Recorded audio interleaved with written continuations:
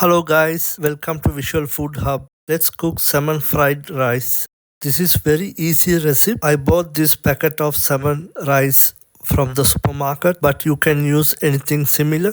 I'm adding paneer to the heated oil. Paneer is a type of cheese.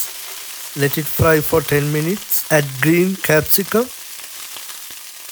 Add curry powder, some salt, bell pepper, vegetable stock. Now add the salmon rice. Let it cook for another 10 minutes. Add bit of lime juice. Add soy sauce. Some pepper.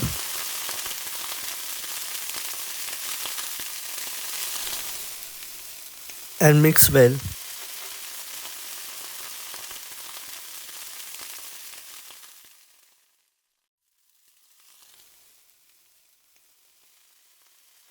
The fish is perfectly cooked.